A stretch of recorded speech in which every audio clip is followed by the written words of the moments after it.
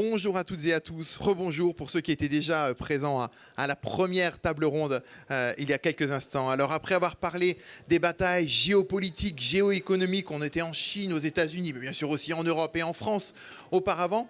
Maintenant on va s'intéresser aux nouveaux modèles économiques, mais aussi écologiques, solidaires. Vous allez voir de nouvelles pistes qu'apporte l'ouverture à la concurrence, aussi les questions que cela pose. Donc j'appelle sur scène tout de suite Christophe Fanichet, le PDG de SNCF Voyageurs, Bruno Gazeau, qui est le président de la FNAOT, la Fédération nationale des associations d'usagers des transports, Alexandra de Biézieux, vous êtes la directrice générale de RICOP, et Adrien Aumont, cofondateur de Midnight Trends. Merci d'être avec nous pour discuter justement un petit peu de tout ce qui se passe en ce moment en matière ferroviaire.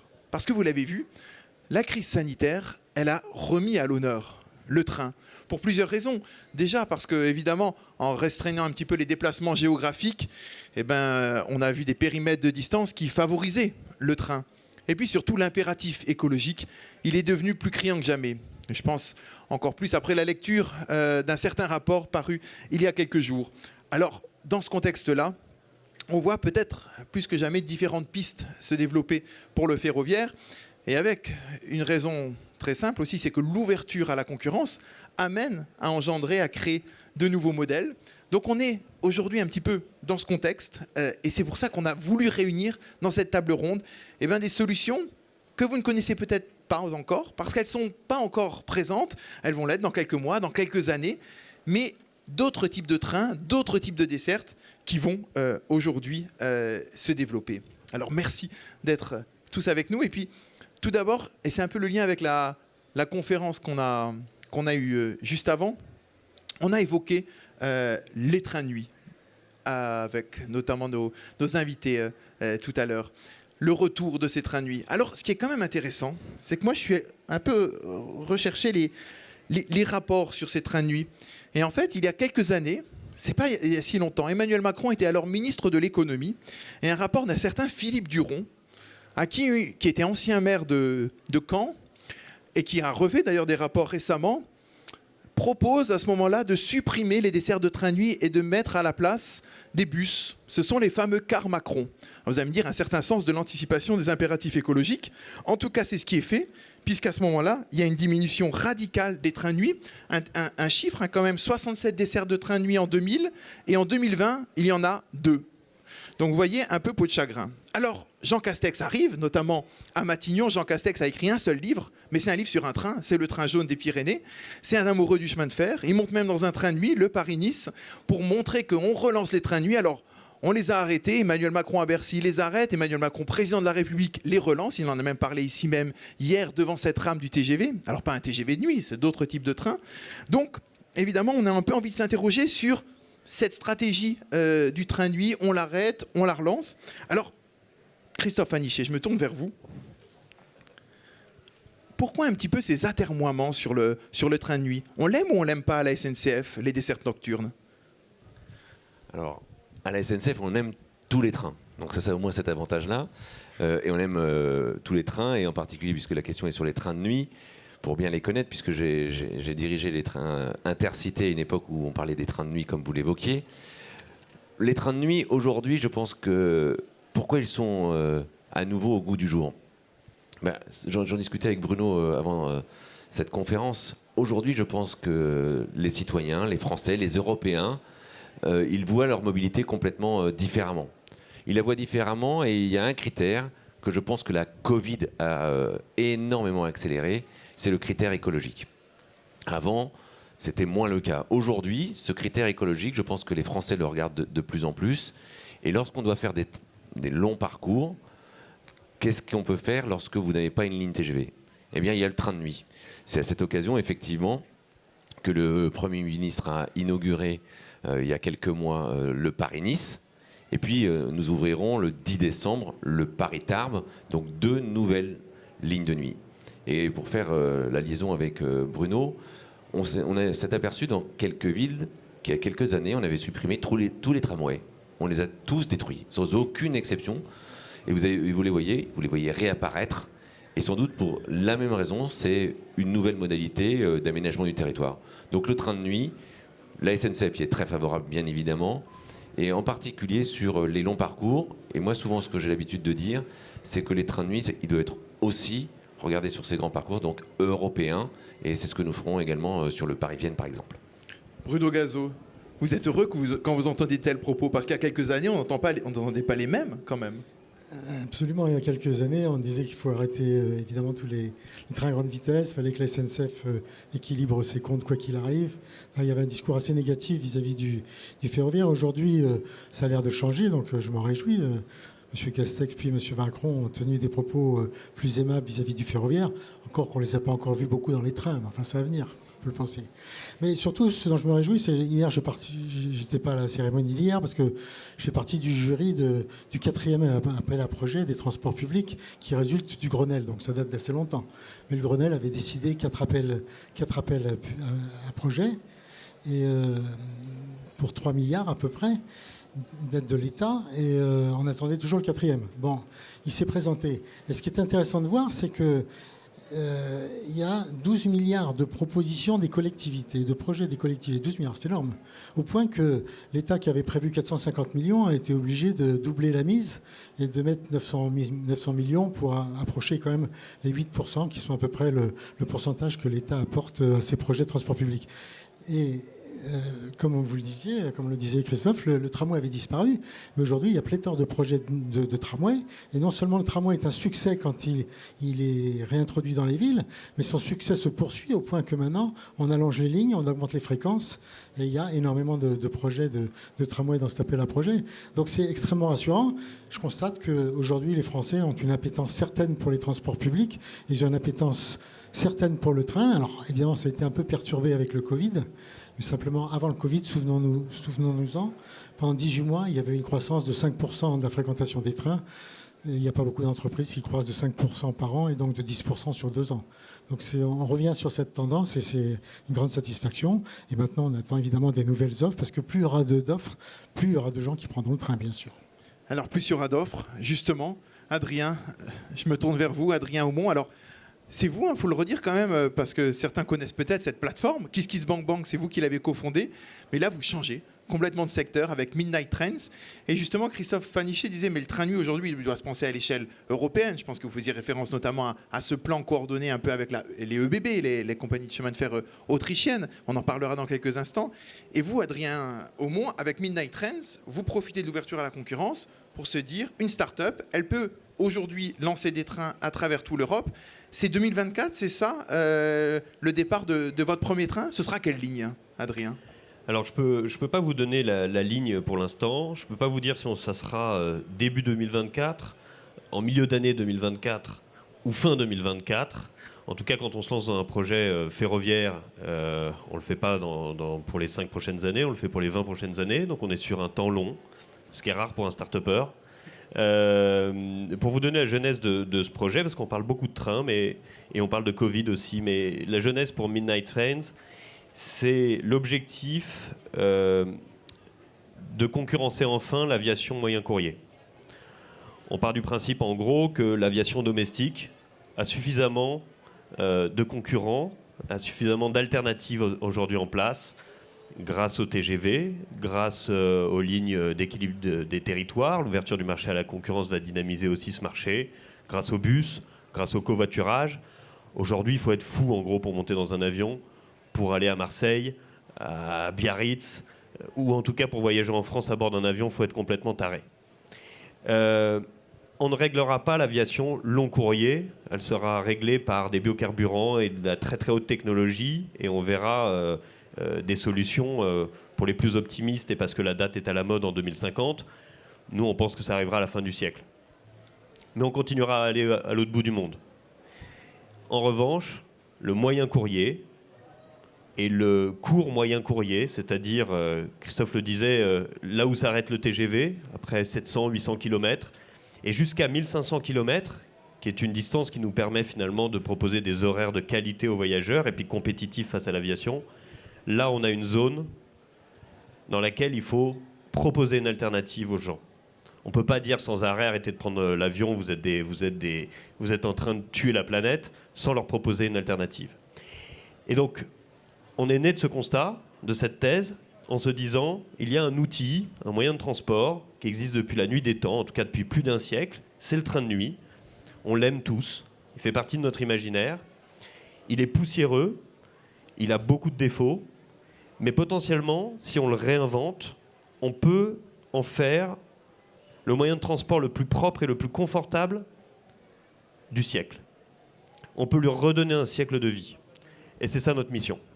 Et donc notre mission, c'est pas juste de remettre des trains de nuit sur les rails avec 4 couchettes, 6 couchettes, sur un lit en bois, avec 0 service, et finalement prendre du vieux pour faire du neuf. On n'y croit pas à ça. Et on n'y croit pas pour une raison très simple, c'est qu'il va falloir taper très très très fort pour que les gens quittent l'avion. L'inertie des consommateurs est tellement forte qu'il va falloir un produit qui les réveille. Et donc, on décide de réinventer le train de nuit à travers 3 grandes pistes, 3 gestes forts. Le premier, c'est de remettre l'intimité au centre. Que des couchages privatifs. On ne dort plus avec des inconnus. Et ça, pour le coup, les chemins de fer autrichiens, ÖBB, le font dans les nouvelles rames qu'ils ont commandées. Ils ne le font pas. Ils ont une partie de l'inventaire qui vous permet d'avoir des couchages privatifs. Nous, on considère que tout le monde doit avoir un couchage privatif. On considère qu'on ne dort plus sur des couchettes, mais qu'on dort dans des vrais lits, puisque si on recrée une bulle d'intimité, son lit est un outil d'intimité pour recréer cette bulle sociale. On recrée de la convivialité en mettant un vrai restaurant, un vrai bar, et en essayant de faire une très bonne bouffe à bord des trains, simple mais bonne. Et on rajoute un dernier point qui est, d'après nous, une expérience assez mauvaise dans le monde des transports globalement. C'est une belle expérience digitale qui n'est pas simplement focus sur le ticketing, mais aussi sur l'expérience du voyage, qui permet d'avoir finalement un voyage augmenté. Et donc, de l'intimité, de la convivialité, une offre digitale, seamless. De notre point de vue, si on arrive à bien réaliser ces 3 points, on fait du train de nuit un concurrent de poids face à l'aviation.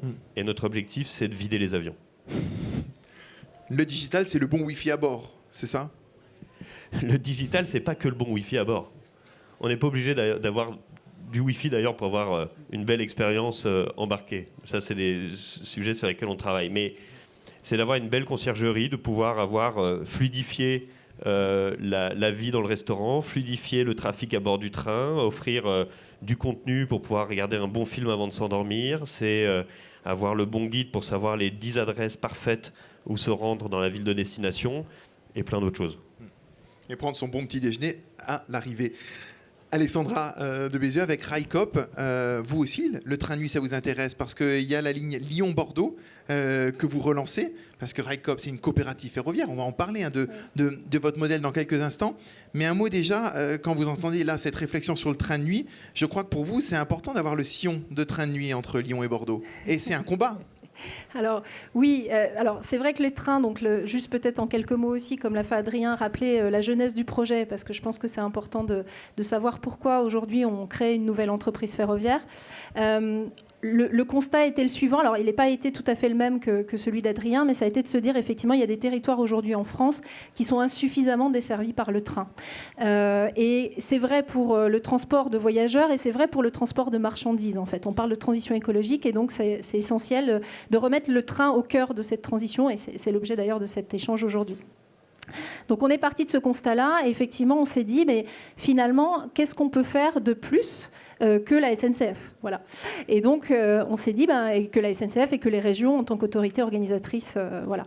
Et on s'est dit finalement on peut créer une nouvelle entreprise, une entreprise sous forme coopérative, en associant finalement dans la gouvernance de l'entreprise tous ceux qui veulent revoir des trains circuler, c'est-à-dire les citoyens, c'est-à-dire les entreprises des territoires qui ont un intérêt réel pour plein de raisons à voir des trains circuler, les collectivités locales, etc. Donc c'est comme ça qu'est né Railcoop. Donc on est une société coopérative d'intérêt collectif. Et oui, la première ligne voyageurs qu'on va ouvrir sera la ligne Bordeaux-Lyon.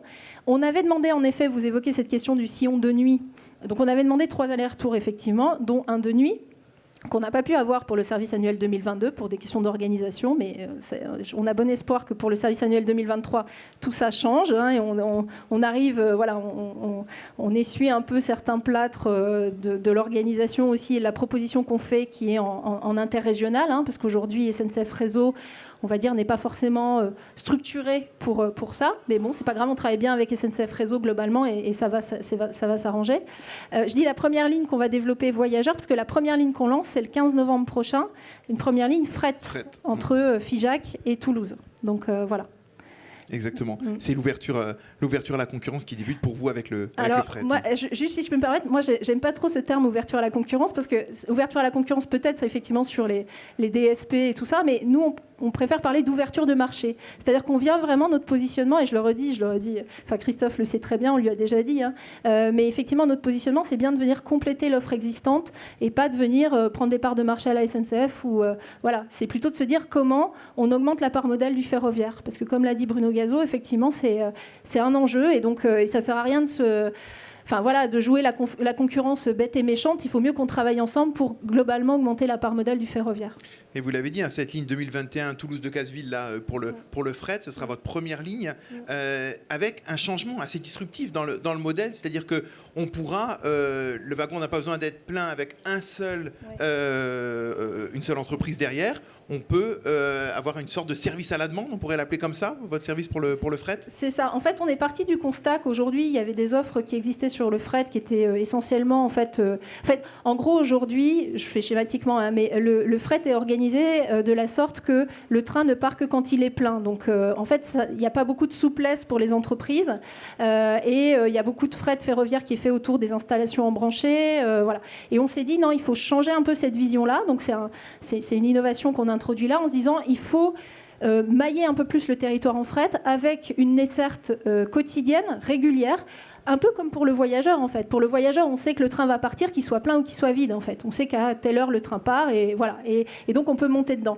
C'est pareil pour le fret. On va offrir cette possibilité, cette capacité d'emport à des entreprises du territoire, pour venir effectivement charger leurs marchandises, les amener donc du bassin d'emploi de Figeac jusqu'à Toulouse-Saint-Jory et éventuellement inversement, et pour venir ensuite nourrir les flux ferroviaires plus importants sur les grands corridors fret que nous on n'opérera pas, que Fret SNCF opérera ou que d'autres opérateurs fret opéreront. Donc voilà, c'est avoir ce maillage territorial un peu plus fin pour vraiment ramener les entreprises à utiliser le train pour le transport de marchandises dans une flexibilité, et voilà. Bruno Gazo, quand vous entendez ces nouveaux modèles, vous dites mais l'ouverture à la concurrence c'est fantastique, ou bien vous vous dites comme certains, je pense notamment à certains syndicats de la SNCF qui sont vent debout contre cette ouverture à la concurrence? Nous on est très ouverts à la concurrence pour une raison simple, c'est que peu nous chauffe finalement la propriété du capital des entreprises. Ce qui compte, c'est qu'elles exécutent un service qui soit de qualité et qui réponde aux besoins des gens. C'est d'abord ça. En tant que défenseur des usagers, je ne peux pas vous dire autre chose. Donc ce qui compte pour nous, usagers, c'est qu'on ait une offre qui soit satisfaisante. Ça veut dire, selon les cas, du cadencement, ça veut dire des amplitudes, le matin et le soir, ça veut dire un certain nombre de fréquences, ça veut dire de la qualité de service, de la ponctualité, de la fiabilité. Il n'y a rien de pire pour un usager que l'incertain. Si on ne sait pas, et ça vaut donc pour l'information, il faut qu'elle soit vraiment précise et fiable. Il n'y a rien de pire que de ne pas savoir que si un train tombe en panne, quand est-ce qu'on va repartir, etc. Mais il y a des précédents. Le train est annulé ou il aura une heure de retard.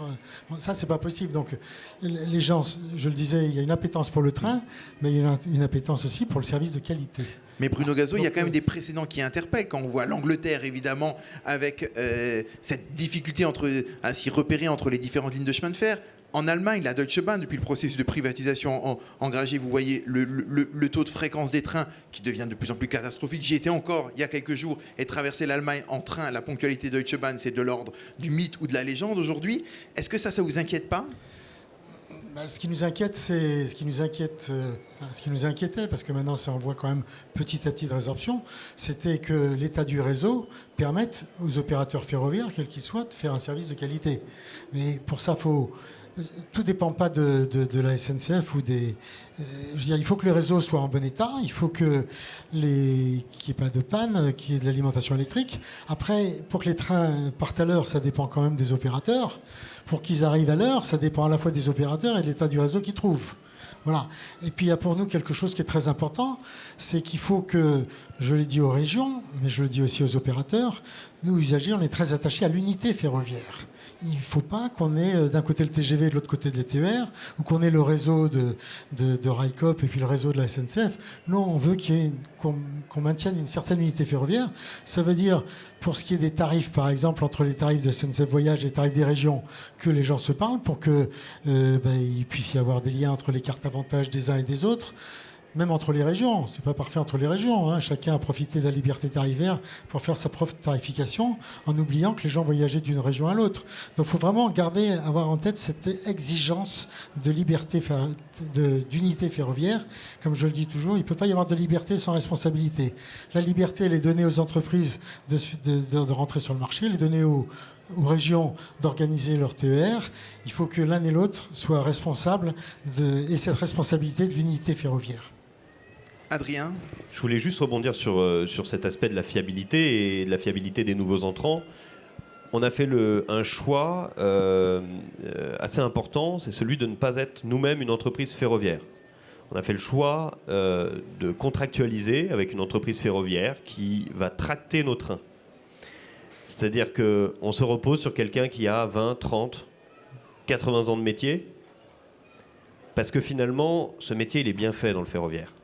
Donc il faut être humble et considérer que cette fiabilité viendra de cette grande expertise et qu'on ne l'a pas quand on arrive sur ce secteur. Donc peut-être qu'un jour on le deviendra, mais on commence par s'adosser à des gens d'une forte expertise. Et ce qu'il y a de rigolo, c'est que vous prenez des exploitants ferroviaires aujourd'hui, qui sont eux-mêmes des entreprises ferroviaires, elles conduisent elles-mêmes leurs trains et elles outsourcent toute l'hospitalité, toute la vie à bord à d'autres entreprises. Nous, on fait le choix inverse. On confie les opérations ferroviaires à des grands professionnels du ferroviaire et on vient s'occuper de cette partie qui, d'après nous, n'est pas si bien réalisée, qui est cette vie à bord. Et on considère que ça, c'est notre métier, qu'on doit avoir les talents pour bien réaliser cette tâche et qu'on doit y mettre toute notre bande passante. Alors j'ai envie de me tourner vers vous maintenant, Christophe Aniché, parce qu'on entend évidemment ces nouveaux modèles, mais on a l'impression qu'ils peuvent aussi se heurter à certains modèles économiques. Le fret, on l'a dit, ne trouve toujours pas son modèle rentable. Même la Deutsche Bahn, qui est le leader aujourd'hui en matière de fret en Europe, n'est absolument pas rentable sur cette activité. Pour les trains de nuit, on a vu une compagnie Tello qui a profité de cette ouverture à la concurrence, mais qui a dû arrêter les dessertes entre Paris et Rome, Paris et Venise, en disant on n'a pas trouvé la profitabilité sur ces dessertes.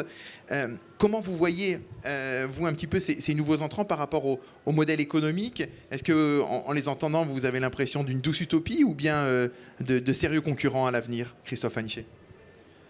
Moi, j'aime bien la phrase qui est, au lieu de parler d'ouverture à la concurrence, que je trouve d'ailleurs assez faux, je trouve que j'aime bien la phrase de parler d'ouverture du marché. Aujourd'hui, la loi, elle a ouvert le marché, c'est-à-dire que des opérateurs, les deux qui sont à ma gauche, ont tout loisir de venir utiliser le réseau ferroviaire.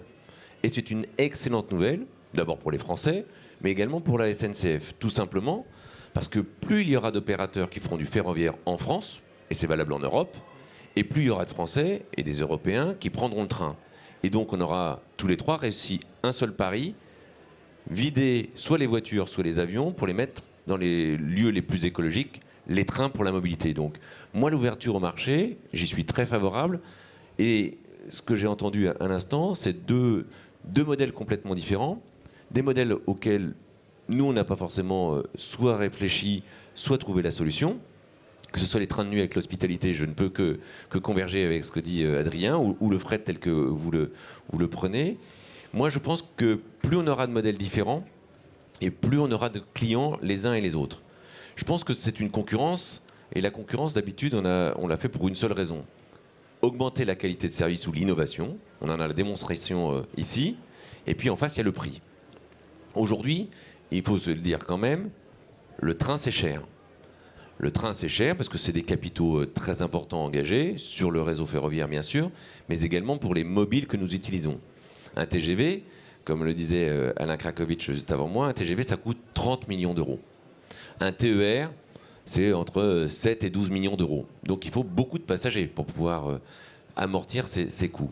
Et puis, le TER, puisque c'est un peu ce que l'on voit avec Bordeaux-Lyon, ce sont des dessertes dans lesquelles vous devez avoir beaucoup de passagers, ou sinon, ça doit être une politique publique qui doit compenser le manque à gagner de l'opérateur. Je donne un seul chiffre sur le TER pour que tout le monde l'ait bien en tête.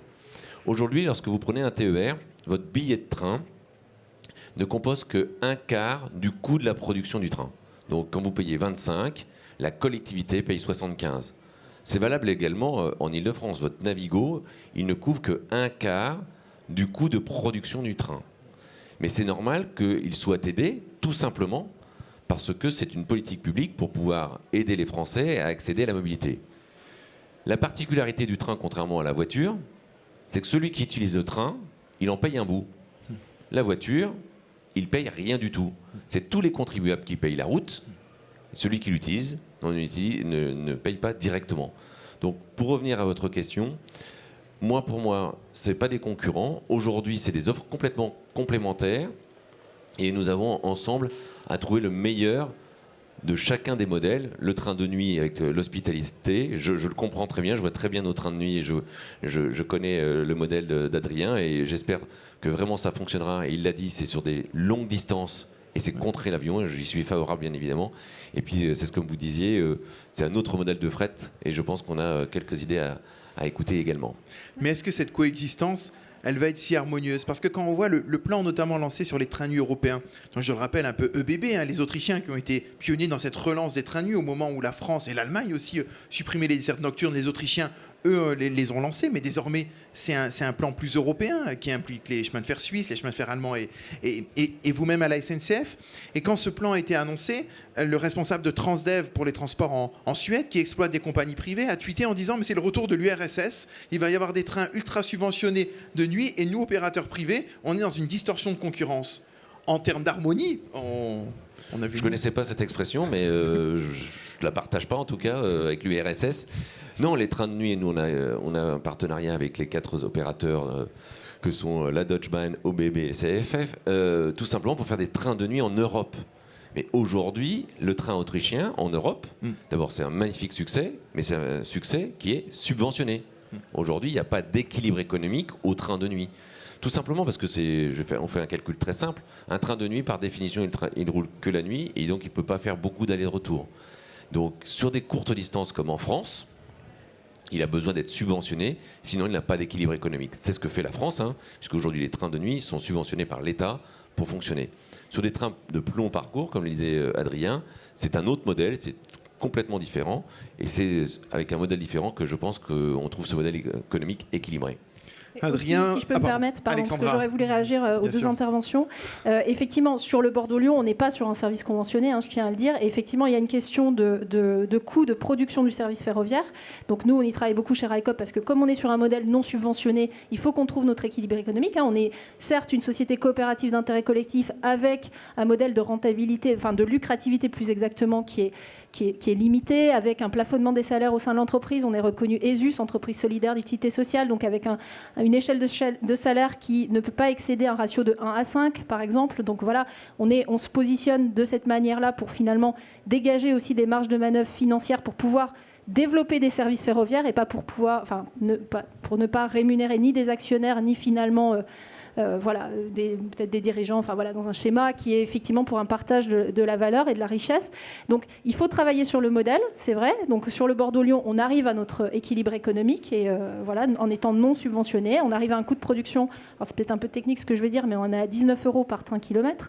Donc on est au-dessus de la moyenne européenne parce qu'on a fait le choix de mettre en fait des gens à bord des trains, à bord des gares.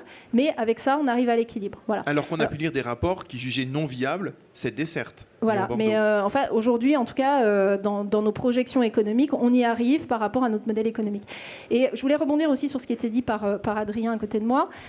C'est vrai que rentrer sur le marché ferroviaire, c'est pas simple, en fait. Alors, je comprends aussi le choix de ne pas être actionnaire. Nous, RICOP, on a fait le choix d'être actionnaire justement pour pouvoir maîtriser ses coûts. Et donc, rentrer sur le marché en tant que actionnaire, ça demande effectivement des capitaux qui sont importants, ça demande effectivement des équipes très bien formées à la sécurité ferroviaire, parce qu'il y a des gros enjeux de sécurité.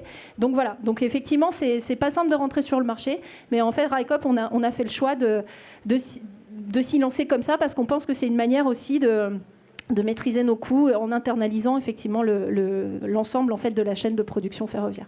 Et juste une petite question avant d'aller vers Adrien. Sur le Lyon-Bordeaux, quand vous dites que ça va être viable, contrairement à certaines projections qui disent plutôt le contraire, c'est-à-dire que vous misez sur des gens qui vont vraiment aller de Lyon à Bordeaux en entier sur le parcours, ou plutôt du cabotage, c'est-à-dire faire Roanne, clairement, ou...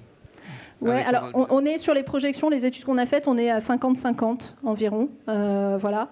Il y a la question, alors c'est vrai que ce qui était dit à côté par Christophe Fanichet, c'est qu'il y a la question effectivement de la masse, mais nous on a plutôt essayé de travailler aussi sur la question des services, c'est-à-dire que dans l'aménagement de nos rames, on n'essaie pas de massifier forcément le nombre de personnes à bord, parce qu'on pense que pour amener les gens à prendre le train, il ne suffit pas simplement de leur offrir une place. Il faut leur offrir, et c'est un peu ce que vous disiez aussi Adrien, il faut leur offrir une vraie expérience de voyage. Et avec un service à bord, avec un espace... Par exemple, alors ça s'adresse peut-être plutôt à des personnes business, on va dire, qui vont faire Bordeaux-Lyon, mais avec un espace, par exemple, complètement isolé, des cabines quasiment individuelles, où on peut s'installer, on peut travailler, téléphoner sans déranger les autres, etc. Et donc là, on se dit, si on monte à Bordeaux, on descend à Lyon, ok, c'est peut-être un peu plus long que l'avion, mais au moins, on sait que c'est un temps où on va pouvoir travailler, la connexion va être sécurisée, etc. Donc voilà, c'est sur des choses comme ça, des services, en fait, qu'on est en train de travailler, plutôt que se dire, mettons le maximum de gens à bord. Non, plutôt amenons des gens parce qu'ils vont trouver un confort de voyage et un service. Même si passer des appels dans le Massif central ne sera pas forcément aisé. Mais ça, c'est un autre débat sur la couverture des zones rurales par les opérateurs téléphoniques. Avec d'autres choses. Il y a des solutions qui existent. Mais c'est d'autres beaux défis. Adrien, vous étiez d'accord avec le tweet du dirigeant de Transdev pour la Suède en disant mais ces grands plans de coopération européenne entre compagnies avec l'investissement public, c'est le retour de l'URSS par rapport à nous, entreprises privées? Moi, j'ai pas connu l'URSS, je suis très jeune et on est des nouveaux entrants, donc on n'a évidemment pas l'ancienneté de Transdev dans ce rapport musclé à la SNCF et aux autres compagnies nationales. Néanmoins, la réalité pour nous, c'est qu'on a deux vrais concurrents. Nous avons OBB avec le spin-off Nightjet et nous avons l'aérien. Et ces deux concurrents sont subventionnés. C'est-à-dire que Nightjet, l'Autriche, paye pour qu'ils puissent opérer leurs trains. Et puis les compagnies aériennes ont des avantages sur le kérosène et puis des aides de certaines collectivités territoriales pour atterrir dans leur ville. Donc en effet, le marché il est un peu pipé. Hein. On va pas dire n'importe quoi. Mais vous allez chercher des aides, Adrien, justement, quand on voit le plan de relance européen? Pour l'instant, on ne va pas chercher des aides. Pour l'instant, on doit trouver un modèle économique qui fonctionne, qui est efficient, sans les aides, et prouver qu'on peut avoir un train de nuit rentable avec un modèle d'open access. Simplement, ce que je voulais dire, c'est que c'est quand même assez normal aussi que OBB soit subventionné par son pays, parce qu'ils ont fait le choix de faire du cabotage, d'avoir une desserte des territoires et d'avoir des gammes de prix qui soient les plus bas possibles. On est sur un choix différent. On essaye d'attaquer des très gros marchés. Donc on essaye en effet d'aller loin, comme le disait Christophe, mais on essaye d'attaquer des marchés aériens très importants. Donc nous, on s'intéresse, on ne va pas s'arrêter dans des petites villes. On s'intéresse à Madrid, à Barcelone, à Milan, à Venise, à Copenhague, à Berlin. On s'intéresse à des endroits où, en gros, vous avez entre 1,5 et 5 millions de voyageurs par an. Et nous, notre but, c'est, je ne vais pas vous faire des calculs savants et boring tout de suite, mais quand vous avez 5 millions de voyageurs, vous êtes capable de mettre une grande composition de trains quand vous avez 2,5 millions de voyageurs, vous avez intérêt à shunter et avoir 2 compositions qui se découpent en 2 destinations. Et quand vous êtes en dessous de 2,5 et que vous arrivez à 1 million, 1,5 million, et ben à ce moment-là, il faut faire du quadritranche. C'est-à-dire qu'en fait, il y a une manière d'adapter son modèle économique à la taille du marché adressable. Ça, c'est des choses qu'il faut qu'on arrive à mettre en place. Et de prouver aussi que même si on n'a pas la densité de trafic d'un train de jour et qu'on n'envoie qu'un seul train d'un côté et de l'autre de l'origine-destination tous les soirs, c'est important d'avoir un service tous les soirs si on veut réussir à capter la clientèle. Ce que je veux dire par là, c'est qu'à peu près toutes les propositions de train de nuit en Europe aujourd'hui, faites par des nationaux, faites par des privés, commencent timidement avec un petit voyage le mardi, puis un autre le vendredi, et puis on va voir un seul train, une seule rame qui va faire des allers-retours. Et encore une fois, on a une vision opérationnelle, mais on n'a pas une vision marché, et on n'a pas une vision voyageur et consommateur. Nous, on considère qu'il faut que le consommateur qui vient sur notre application pour acheter un billet et puisse avoir une réponse pour ce soir, pour demain, puis pour après-demain. Sinon, il ne revient pas. Sinon, il va chez EasyJet. Sinon, il va chez je ne sais qui. Donc ça, c'est un point qui est important. Et pour finir, dernier point, on a parlé du coût très élevé du matériel roulant, des rames. Le prix des rames à grande vitesse est assez proche d'une composition complète d'un train de vitesse classique en voiture tractée derrière une locomotive. On est aux alentours de 30 millions sur du matériel neuf. Vous misez quoi sur du matériel rénové ou du neuf? Parce que ça prend du temps, les commandes de matériel neuf. C'est un sujet qui emmerde tout le monde. Je veux dire, nous tous, à chercher ces foutues voitures à travers l'Europe d'occasion, à se trouver les foutus constructeurs capables de nous faire ces voitures-là. C'est hautement stratégique pour que je vous donne ma réponse devant tout le monde. ÖBB avait repris... On aura fait notre choix très prochainement et on l'annoncera au premier trimestre de 2022. Là où je voulais en venir, c'est que ça coûte 30 millions une rame, il vous en faut 2 pour faire une ligne. Si on est à 60, on va aller de 60 à 80 millions sur du matériel neuf. Un Airbus à 320, ça coûte entre 90 et 100 millions. C'est pas ça le sujet, pour moi. Le sujet, pour moi, c'est le coût du réseau. Le coût du réseau en France, il est exorbitant.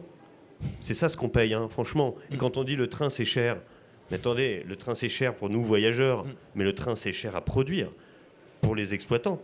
C'est ultra cher, beaucoup à cause du réseau. L'aviation, c'est 10 fois moins cher, et en plus, ils sont subventionnés. Et à donc, cause je des reviens péages. sur le coût des péages et des routes qui sont payés par tous. C'est pas le cas, et l'exemple de Christophe est un très très bon exemple. Et le nerf de la guerre, il est là. Et pour finir sur ce sujet, si je dois prendre le réseau, pas simplement comme un bien commun, mais comme un produit, comme n'importe quel autre produit qu'on a à nous vendre, c'est un produit qui est un peu endommagé, qui n'est pas très fiable, qui est extrêmement cher. Du coup, c'est un sujet qui est assez complexe quand vous êtes exploitant. Et pour finir juste sur un point, je suis désolé, je suis hyper bavard. Quand j'entends le président de la République qui, de ses vœux du 14 juillet de l'année 2020, a décidé de mettre toute son énergie dans le retour des trains de nuit, dans le retour du fret, la dynamisation du fret, et qu'il fallait faire énormément de travaux sur le réseau, quand j'ai entendu ça, je me suis dit, mais merde, qu'est-ce qu'on fait en premier? Parce que nous, on va circuler la nuit, en fait. Et les travaux, ils vont être la nuit aussi. Et donc, une fois qu'on aura réglé l'enfer du matériel roulant, nous allons arriver dans l'enfer de l'acquisition des sillons et des plages travaux. Et heureusement que quand on est entrepreneur, notre passion numéro 1, c'est de régler des emmerdes. Parce que je peux vous dire que dans le ferroviaire, il y en a énormément des emmerdes à régler. Et malheureusement, le PDG de SNCF Réseau n'est pas là. Mais je vais en faire le porte-parole parce que je ne vais pas tout à fait laisser dire tout ce que vient de dire Adrien. Parce ça que coûte cher, les péages. Non, mais tout coûte cher dans la vie. Mais le sujet, c'est que le ferroviaire, on a 30 000 km de voies en France. Juste, il faut se le rappeler. 30 000 km de voies. C'est plus de 3 milliards tous les ans qui sont investis sur le réseau ferroviaire en France. Je ne connais pas les chiffres sur les routes. Mais aujourd'hui, la moyenne d'âge du réseau ferroviaire en France, il est de 33 à 35 ans. Là où en Allemagne, il est de 17 ans. Donc aujourd'hui, vous ne pouvez pas demander à un réseau ferroviaire qui est 2 fois plus vieux que celui de son voisin d'avoir la même qualité de service qu'aujourd'hui. Effectivement, comme le dit Adrien ou Alexandra, on doit faire des travaux sur le réseau. C'est indispensable parce qu'il n'y aura pas de train de qualité s'il n'y a pas un réseau de qualité. Les travaux, ils sont vraiment organisés par SNCF Réseau. Et je peux vous dire qu'ils délivrent des travaux de façon exceptionnelle. Et pendant toute la Covid, ils ont été les premiers à reprendre. Et aujourd'hui, tous les travaux s'exécutent des milliards et des milliards d'euros.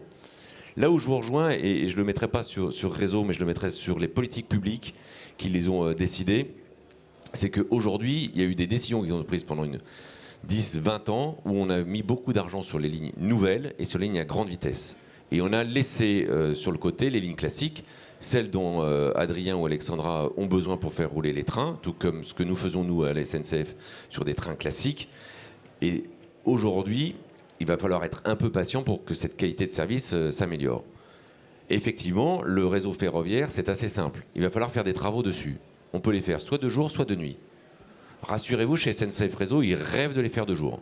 Parce que c'est pas très agréable de travailler la nuit, à moins que vous souhaitiez nous aider sur ce sujet. Donc il y a deux façons de le faire. On les fait de jour ou on les fait de nuit. Si on les fait de nuit, les trains de nuit ne roulent pas. Si on les fait de jour, c'est les trains et les TER qui ne roulent pas. Je pense que le bon débat que nous avons à avoir, et je me fais le porte-parole de SNCF Réseau, c'est quand fait-on les quand fait-on les travaux. Et il faut qu'autour d'une table, ceux qui sont les donneurs d'ordre, plus que les voyageurs d'ailleurs, il faut que nous nous posions la question de quand on les fait pour que ça aille le plus vite possible. Dans d'autres pays, mais je lance la balle, dans d'autres pays, on ferme des lignes pendant une durée déterminée. 1 semaine, 2 semaines, 1 mois, on les ferme. C'est la seule solution de massifier les travaux. Aujourd'hui, chez SNCF Réseau, pour faire des travaux de qualité et l'améliorer, on a une plage de travaux qui est au maximum de 5 heures par jour. C'est sûr que ça ne va pas aller très vite. Donc là encore, lorsqu'on parle d'ouverture du marché, moi je suis ravi d'entendre Adrien et Alexandra, parce que vous posez les questions, les bonnes questions, et au bout d'un moment, nous, notre entreprise, quand nous les posons, nous n'avons pas forcément la même oreille de ceux qui décident que vous pouvez l'avoir, tout simplement parce que de temps en temps, on fait un grand amalgame en disant mais finalement, ils se plaignent tout le temps. Donc merci de poser cette bonne question, merci de poser la question de prix des péages, merci de poser la question sur quand on fait des travaux. Mais sincèrement, généralement on pleure, mais il vaut mieux se comparer. En France, on a quand même la chance d'avoir un réseau qui est très bien maillé, avec une volonté de plutôt faire plus de trains. En tout cas, nous, on se bat pour ça. Et la preuve, c'est que si vous êtes là, c'est qu'il y a un marché, et on le partage là-dessus. Et donc, je pense qu'on a un même combat, c'est d'avoir une excellente qualité du réseau ferroviaire. Et sachez que SNCF Réseau, dont je fais le porte-parole aujourd'hui, fait tout pour que ça soit dans d'excellentes conditions. Mais Christophe Aniché, juste une question. Pourquoi le prix des péages est important, comme l'ont rappelé en France, des péages ferroviaires, et en Italie, il est beaucoup moins? Qu'est-ce qui explique cette différence? C'est assez simple. C'est comme pour les autoroutes. C'est qui paye à la fin. Aujourd'hui, le réseau, il n'y en a qu'un seul. Si vous avez plus ou moins d'aide. Si vous avez beaucoup d'aide, c'est pas cher au bout. Si vous n'avez pas du tout d'aide, c'est cher. Voilà, c'est assez simple. Donc c'est l'équilibre économique que vous avez entre ce qui est donné par l'État et ce qui est payé par le consommateur, soit intermédiaire comme l'opérateur ferroviaire, soit le client final. Aujourd'hui, sur un train de grande vitesse, le coût du péage, c'est aux alentours de 35%. Rien que le prix du péage. Donc c'est sûr que moi, je suis comme Alexandra et Adrien, je rêve que ça soit zéro. Mais il n'y a pas d'argent gratuit, donc il y a bien quelqu'un qui paye à la fin. Donc ça, c'est un sujet de politique publique, et c'est au gouvernement de dire, voilà, on intensifie la part du ferroviaire en France. Pour l'intensifier, moi j'ai une conclusion qui est assez facile, qui est la même que celle d'Alexandra et d'Adrien. Mettons les péages à zéro et mettons des péages sur les routes. Là aussi, de temps en temps, il faut oser dire que les externalités négatives de la route, elles doivent être payées par la route. Et puis même si on veut faire plus, si on veut mettre des gens dans les trains, il faut faire un peu plus payer les gens de la route. Et on se rappelle tous des petits portiques, rappelez-vous, qui n'ont pas réussi à collecter quoi que ce soit. Ces portiques-là, ils visaient une chose, donner 1 milliard d'euros aux ferroviaires. Ce milliard d'euros, nous, on ne l'a plus. Peut-être, oui, pour réagir aussi là-dessus, je pense qu'on peut aussi imaginer des modèles alternatifs, c'est-à-dire que ça fait partie des discussions aussi qu'on a mis sur la table avec SNCF Réseau, c'est-à-dire que le financement du réseau, soit c'est effectivement les entreprises ferroviaires qui payent, ou l'État, ou les régions, ou les pouvoirs publics, soit peut-être qu'il peut y avoir d'autres acteurs qui rentrent dans le jeu, si je puis dire, notamment les entreprises des territoires. C'est vrai que le modèle, par exemple, de SIC, qui est le modèle de RICOP, montre qu'il y a beaucoup de gens qui sont attachés au ferroviaire en France, en fait. Et il y a ces citoyens, il y a des entreprises des territoires, il y a les collectivités locales, en effet. Mais voilà, et donc effectivement, même cette question du réseau, on peut imaginer des nouveaux modèles de financement aussi. Et, voilà. Vous êtes à combien de personnes maintenant dans Railcoop? On est 10 000 bientôt. Ouais. 10 000 sociétaires. Oui. J'avais envie, Bruno Gazot, de vous faire réagir par rapport aux propos d'Adrien sur ces trains de nuit sans cabotage. Qu'est-ce que vous dites, vous, pour les usagers, que par exemple un Paris-Madrid, il ne s'arrêtera pas chez Midnight Trains, aux Aubrais-Orléans ou à Vierzon? Moi, je crois qu'il ne faut pas mélanger le réseau européen et le réseau métropolitain. Je dis, ces deux réseaux, pour une raison simple. Le réseau européen, à la limite, il peut peut-être trouver son équilibre et son modèle économique parce il peut avoir beaucoup de clients. Si vous allez de Paris à Berlin, Paris va faire hub pour les régions, les gens qui viennent de Nantes, de Rennes, etc. Ils vont venir jusqu'à Paris en TGV, ils vont prendre le train de nuit après. Logique si vous allez à Tarbes, c'est plus compliqué. Il n'y a pas quand même la même capacité de population derrière le train Paris-Tarbes. Et ce sera plus difficile pour la SNCF ou un autre de faire un train de nuit Paris-Tarbes s'il n'est pas aidé par l'État et par les régions. Les trains de nuit, le réseau européen, ce sera sans doute un peu différent. Et puis, il y a une capacité à la contribution financière de cette population qui est sans doute un peu différente de celle qu'il y aura sur les lignes métropolitaines. Donc, je crois qu'il faut vraiment distinguer les deux. Mais moi, je veux dire, il y a un problème de modèle économique. Alors, on peut soit baisser les prix des sillons, c'est ce qu'on tend à faire en France. Enfin, pour le fret, le gouvernement a commencé à le faire. Pour les trains de nuit, il n'a pas encore promis de le faire, mais enfin, peut-être que ça viendra. Il y a quelques initiatives pour aider les nouveaux entrants avec des possibilités d'avoir des sillons un peu moins chers, au moins les 18 premiers mois de leur activité. Mais il y a une autre solution, c'est quand même pour rendre le modèle économique ferroviaire plus rentable, c'est d'augmenter ou de dégrader un peu le modèle économique des autres, c'est-à-dire celui de l'aérien et celui de la route. Et pour ça, il faudrait qu'il soit pas forcément subventionné, mais au moins fiscalisé. Or, pour l'instant, c'est vrai que le transport public est subventionné, mais les autres sont défiscalisés. Alors, il faut remettre ça d'aplomb. Il faut remettre ça d'équerre, sinon on ment à tout le monde en disant qu'on va trouver un modèle économique pour le ferroviaire. Donc il faut que toutes les autoroutes soient payantes, il faut qu'elles se financent et qu'elles financent leur maintenance et qu'elles financent leur entretien. Il faut que se poser la question du péage de la route, parce que vous ne pouvez pas aller de Melun à Paris en payant votre sillon et sans payer votre route. Ça, c'est pas possible. Ou alors vous prendrez toujours la route et vous aurez toujours de la congestion. Donc cette question-là, elle est posée, de même qu'est posée la question de rendre ce modèle économique des transports publics, enfin des transports collectifs, d'avoir un modèle économique équilibré, parce qu'on en a impérativement besoin à l'échéance de 10 ans avec le changement climatique. Il faut commencer à prendre des décisions. Donc si on ne pose pas rapidement la question des modèles économiques et de leur comparaison entre eux, c'est pas simplement le modèle économique de la coopérative par rapport à la société nationalisée ou à la société privée, c'est le modèle économique de l'avion, de la voiture, de la route et du ferroviaire. Et le ferroviaire paye sa sécurité ferroviaire, la route ne paye pas sa sécurité, qu'est-ce que je vous dis. Il y a quand même des iniquités majeures. Et la Commission européenne a annoncé la taxation sur le kérosène à partir de 2023. Mais effectivement, Adrien? Non, mais je voulais juste préciser, et je voulais remercier Christophe pour son analyse, et préciser que ma charge n'était vraiment pas du tout en direction des SNCF Réseau, mais en effet en direction des pouvoirs publics. Et du coup, plus on est nombreux à le dire, et plus on pourra faire changer les choses. Alors on l'a dit, cette ouverture à la concurrence, elle s'est faite en plusieurs étapes. 2006, le fret, et on y est notamment avec ce que vous nous disiez, Alexandra, pour Railcoop, votre premier projet entre Toulouse et Decazeville. 2009, c'était le transport international, on en a aussi parlé. Et puis 2023, c'est l'obligation pour les États, les régions, de lancer ces appels d'offres. Et j'avais envie maintenant d'aller justement sur cet angle régional. Christophe Aniché, c'est vraiment les régions maintenant qui sont les territoires pour le ferroviaire, vos interlocuteurs. Et qu'est-ce que les nouvelles régions aussi ont pu changer ? Les régions, elles sont effectivement depuis le début des années 2000, c'est elles qui ont toute capacité de décision pour faire le transport régional. Donc elles l'ont depuis 2000, donc ça fait un petit moment. Aujourd'hui, ce qui se passe, c'est que la loi a décidé l'ouverture à la concurrence des marchés, l'obligation, c'est une obligation européenne qui a été traduite en France et dont on a vu il y a une dizaine de jours la région sud, région PACA, qui a lancé un appel d'offres avec Delot. C'est Delot, il y avait plusieurs concurrents. La région sud. Non, il n'y avait pas que Marseille-Nice, il y avait Delot, il y avait l'Étoile de Nice, comme on dit, et puis il y avait le Marseille-Nice. Ces deux lots ont été mis en concurrence. Effectivement, il y a eu plusieurs compétiteurs. La SNCF a été retenu sur un des deux lots. Hein. Je rappelle que la concurrence, il y avait une petite musique qui circulait vive la concurrence pour que la SNCF soit dehors. Force est de constater que la SNCF est toujours là et j'en suis ravi bien évidemment.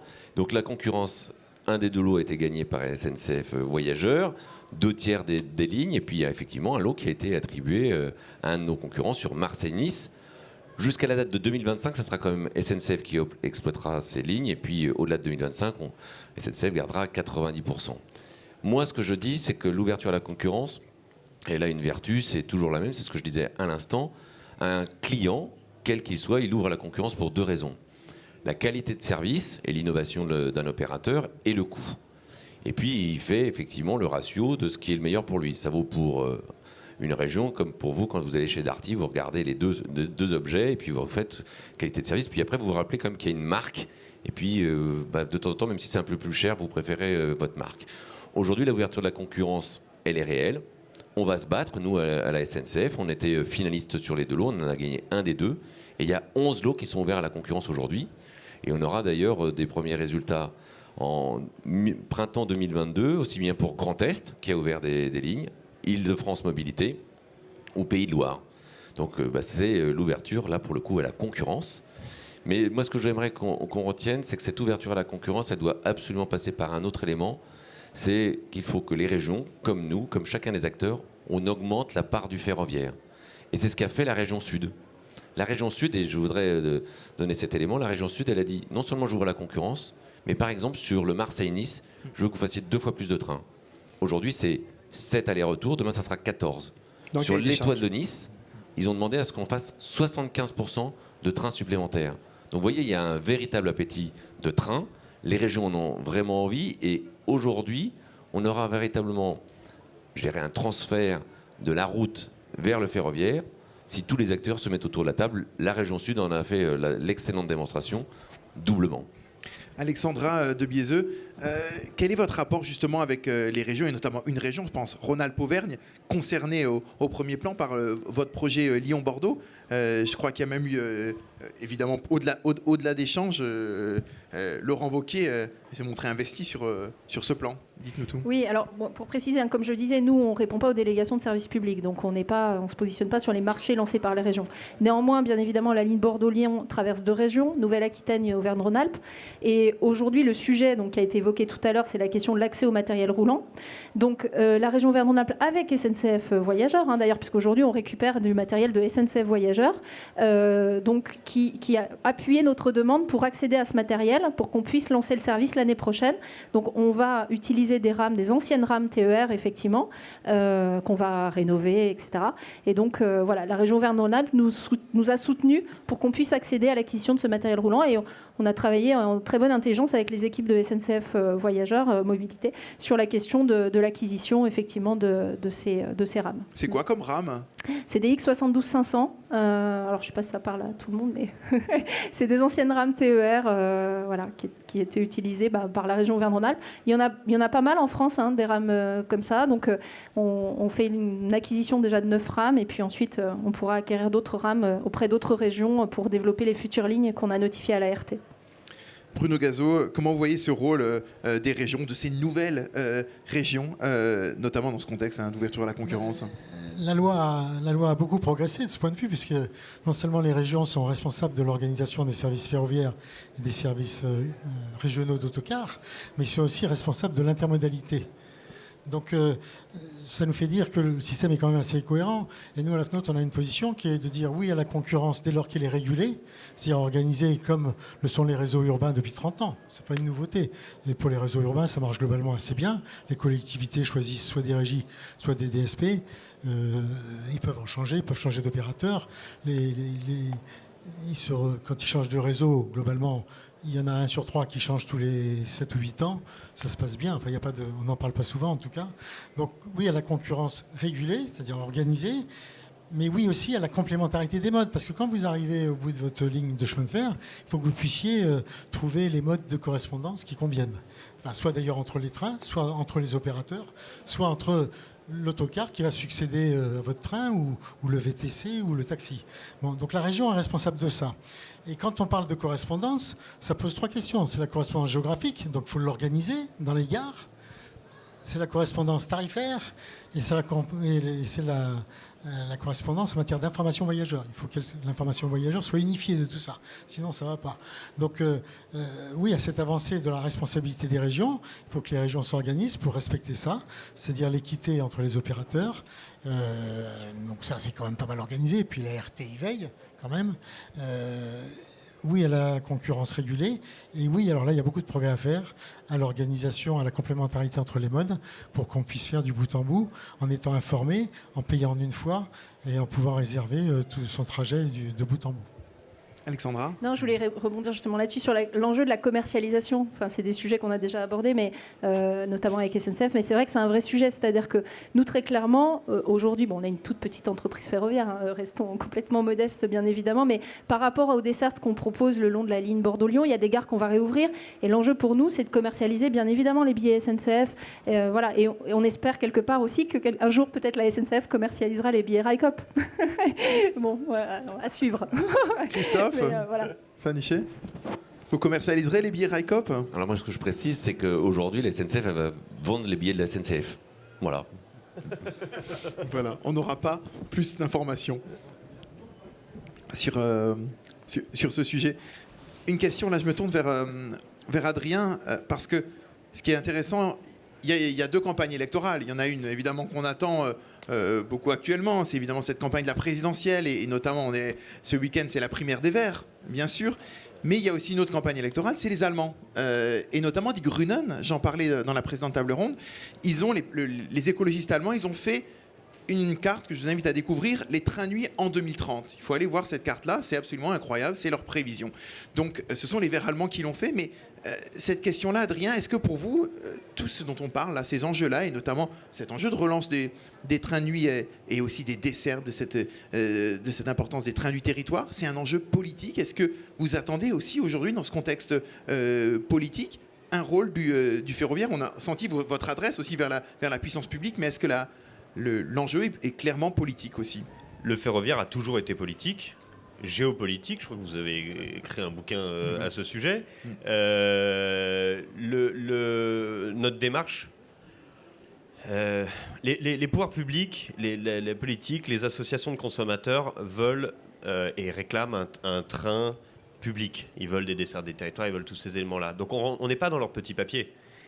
Et on n'est pas, nous, dans une démarche politique, dans le sens où on ne demande rien à personne. On considère qu'il y a un marché, qui est celui de l'open access, qu'on doit adresser. On doit fabriquer la meilleure offre possible, avoir le meilleur modèle économique possible, et faire monter le plus possible de gens dans nos trains. Je n'ai pas vraiment d'autres réponses à vous donner. La seule chose que j'espère, c'est de ne pas avoir non plus des bâtons dans les roues, et de pouvoir dérouler mon plan en n'étant pas empêché ni par les Français, ni par les Allemands, ni par quiconque. Parce que si c'est le cas, ce sera la mort de l'open access en fait. Et on aura un ferroviaire de compagnie nationale. Et je pense pas que ce soit bon pour le futur. Si ça soit, je pense que cette ouverture elle est positive. Et on l'a vu en Italie. Vous avez un exploitant privé qui est arrivé. Tout le monde s'est dit il va prendre des parts de marché à Trenitalia. Au début, il a eu du mal parce qu'il n'avait pas assez de trains, donc il ne couvrait pas toute la journée. Il a eu du mal à avoir une traction, et puis tout d'un coup, il a réussi à avoir une traction. Et il est devenu un concurrent de poids face à Trenitalia. Et en fait, il a pris des parts de marché à l'aérien, à la voiture. Et Trenitalia, dans la même durée, dans le même temps, a fait 15% de croissance. Donc ça raconte assez bien finalement ce qui doit nous arriver à tous. Et pour ça, il faut que le jeu soit fair pour les entrants comme nous. Et ça sera peut-être notre seul travail politique, c'est d'obtenir qu'on puisse travailler correctement. Alexandra, sur cet enjeu politique, parce qu'on a l'impression qu'aujourd'hui, il y a évidemment différents échelons qui sont concernés. On parlait des régions à l'instant, l'État, bien sûr, qui reste important, l'Europe, à travers évidemment son plan de relance qui mise sur le ferroviaire, notamment le fret. Est-ce que pour vous, aujourd'hui, voilà, cette bataille, elle est politique? Est-ce que vous en appelez aussi aux aides? Vous cherchez, peut-être contrairement à Adrien qui dit ne pas vouloir chercher d'aide, est-ce que vous allez vous chercher des aides, notamment auprès de l'Europe? On entend clairement Ursula von der Leyen très active sur le transport et notamment ferroviaire.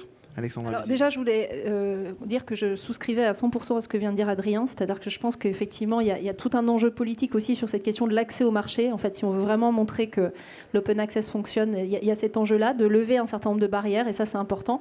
L'accès au matériel roulant est une barrière identifiée, clairement, parce qu'on l'a dit tout à l'heure, le matériel roulant coûte cher, c'est difficile d'en trouver. La filière industrielle, en tout cas en France, c'est pas complètement préparée à cette ouverture au marché. Donc la disponibilité de matériel neuf, il faut compter plusieurs années. Enfin bon, c'est du temps long. Donc voilà.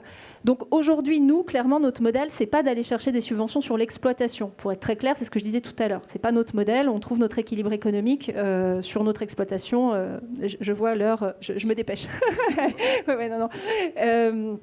Mais par contre, effectivement, sur cette question du financement du matériel roulant, on a des enjeux de faciliter l'accès au financement des matériels roulants, notamment pour des pure players comme nous, des nouveaux entrants, des startups du ferroviaire, en fait, on rentre sur le marché, on a la nécessité, effectivement, de voir comment la puissance publique, notamment, peut aider via des mécanismes de financement. Je ne parle pas de subventions, je parle des mécanismes de financement, des prêts ou des avances remboursables ou des choses comme ça, pour accéder au financement de ce matériel roulant. Parce que c'est aujourd'hui, ça a été identifié au niveau européen, c'est un vrai sujet, une vraie barrière à l'entrée pour de nouveaux entrants.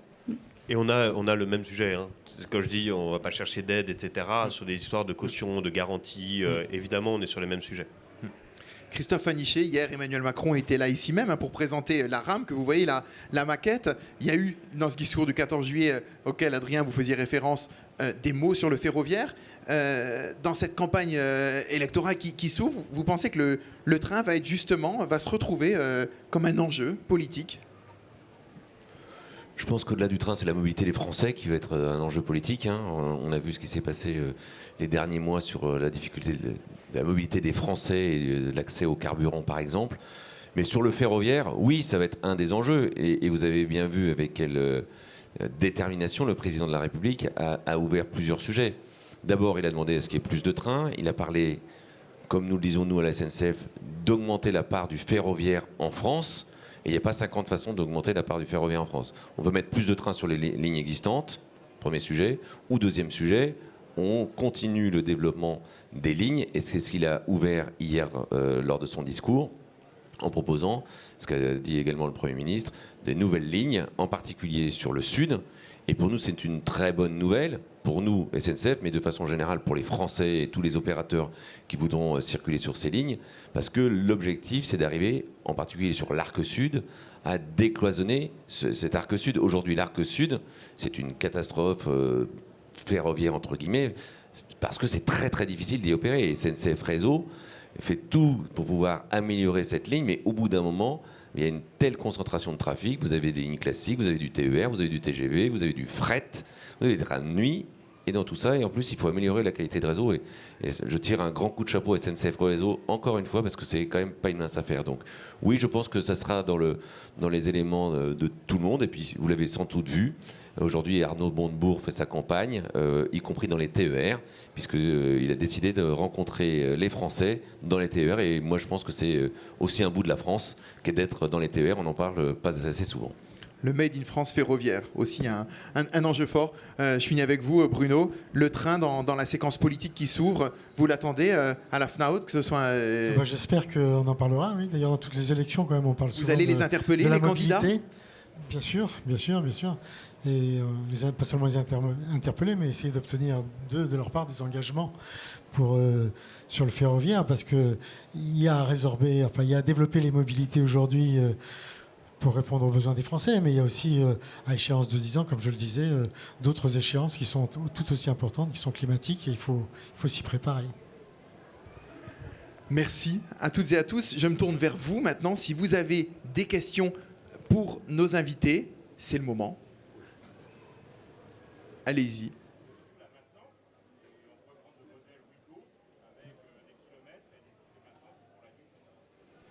Sur la maintenance. Merci beaucoup de poser cette question parce qu'elle est clé. Et évidemment, on n'en a pas parlé. C'est un autre casse-tête. La première réponse, et je crois pouvoir le dire, SNCF a une certaine ouverture d'esprit sur ce sujet vis-à-vis des nouveaux entrants. Allons un peu plus loin, parce qu'une certaine ouverture d'esprit, c'est un peu limitatif. Vous pouvez poursuivre. Il est possible d'avoir accès au dépôt de maintenance de la SNCF et de travailler avec leurs équipes pour nos propres rames, parce que la maintenance, en fait, ça se trouve. Ça se trouve au Mans, ça se trouve machin, on va la trouver partout. Je peux la trouver en Italie si je vais en Italie, je peux la trouver en Espagne si je vais en Espagne. Mais la question pour mon sujet à moi, il a été dit tout à l'heure, pourquoi Tello est tombé, c'est pas une sujet de maintenance, c'est qu'ils n'avaient qu'une seule ligne. Moi, je vais sortir une ligne, je vais essayer de la mettre rentable, mais moi, je monte pas une compagnie de train pour sortir une seule ligne. C'est pas ça la rentabilité. Je vais en sortir plusieurs des lignes. Et je veux sortir plusieurs lignes avec un hub opérationnel qui soit à un endroit, avec une maintenance à un seul endroit, pour pas m'arracher les cheveux et perdre du fric avec trop de kilomètres pour aller de ma gare de départ à mon entrepôt de maintenance, etc. Donc le sujet de la maintenance, il est clé. On a certainement des choses à faire avec la SNCF, mais s'il y a des entrepreneurs dans la salle, avec une certaine affinité avec le foncier, achetez des entrepôts pas loin de Paris, les gars, parce qu'il y a plein de nouveaux entrants qui vont avoir besoin d'espace.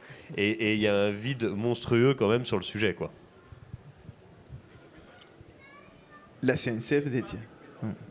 Espace et compétences, mais quand vous avez un constructeur, vous êtes capable d'avoir les compétences, et quand vous achetez le matériel avec ce qu'on appelle une ROSCO, une Rolling Stock Company, un leaser, vous avez des offres en full service qui, en lien avec le constructeur, peuvent vous mettre les ressources. Donc le vrai sujet, il est presque immobilier, quoi.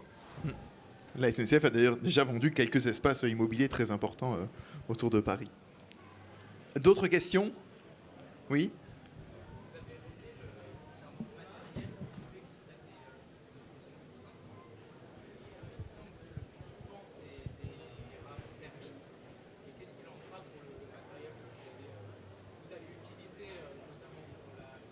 Alors, la ligne Bordeaux-Lyon est très faiblement électrifiée, donc on n'a pas le choix vraiment aujourd'hui. Sur les nouvelles motorisations, il y a encore un peu trop d'incertitudes. Et puis sur le matériel d'occasion, de toute façon, en fait, on n'avait pas vraiment le choix.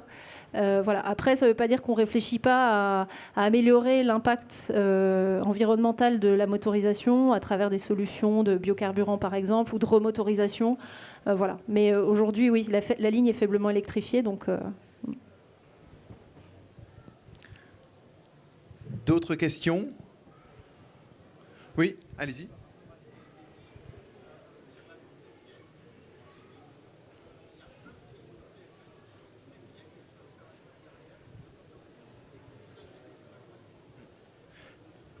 Mais c'est une belle remarque, je le dis un peu plus fort pour ceux qui ne l'ont pas entendu, sur la Suisse. La Suisse qui est le pays au monde où les gens utilisent le plus le train, il faut le noter, et où il y a une multitude de compagnies, effectivement, mais où sur le site des CFF, SBB, FFS, le site de la compagnie nationale, on peut acheter aussi les billets pour toutes les petites compagnies privées liées aux différents cantons. Et la Suisse est souvent effectivement vantée comme un modèle du ferroviaire. Avec le Japon, c'est les deux pays où les gens utilisent le plus le train au monde. D'autres questions? Alors je pense qu'il est temps de terminer cette table ronde. Merci en tout cas à vous tous d'avoir été avec nous pour parler du renouveau du train. Et je vous invite à découvrir tout de suite le TGVM et plein d'autres animations dans Grande Contrôle. Et à très bientôt. Merci à toutes et à tous.